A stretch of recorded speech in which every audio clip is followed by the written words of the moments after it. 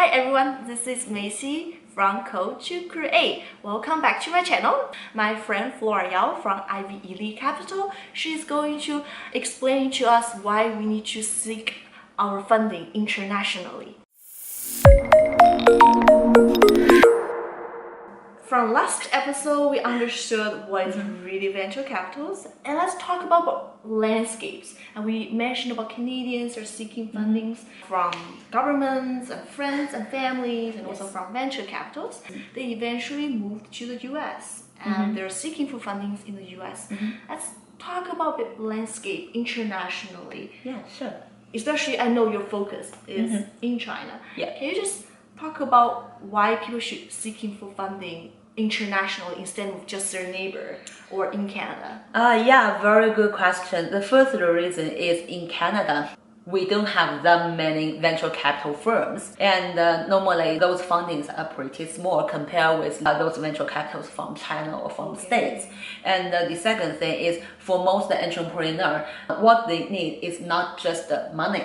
They need more resource, right? For example, if your company want to go to China or go to States, even like we give you $1 million, maybe the founder has no idea how should I spend the money, how should I open the market. So for those international venture capital, they not only can bring money to them, they also can bring the overseas resource for them, which is more important for those founders.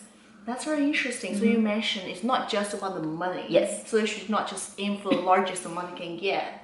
They should also consider, as you mentioned, about resources. Yes. So you mean they get a lot of resources when seeking funding internationally? So what kind of resources they can get exactly? I think resources is a very vague word to really understand, right? For example, like the local team. Right.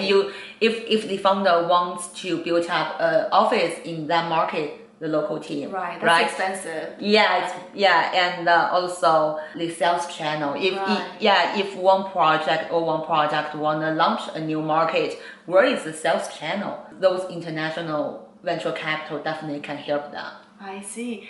That's very cool. I mean, they get money and they'll get people help them building offices, and they can save a lot of cost and time just looking for things.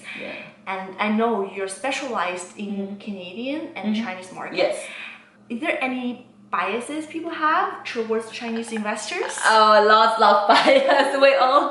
We sometimes even will be challenged like, okay, where is your money come from? Are they legal capital or some? Some very tricky problem. As I said, there are lots of bias, but actually for many venture capital firms, money actually come from other institutes. I see. So most VCs are actually working with reputable institutions instead of just money you don't know how they earn it and where it's from. Right. And that's one biases I think people just need to get over with. Yes, and another thing is many people actually have no idea about the Chinese market. They only know like, okay, this market is huge. When they go to the market, they find it's so hard to get in, then they feel like, okay, this market is not the perfect place we should go. And I think that is another bias. Right. Maybe they just worked with the wrong VC, right? As you mentioned, money is not the only thing. Right.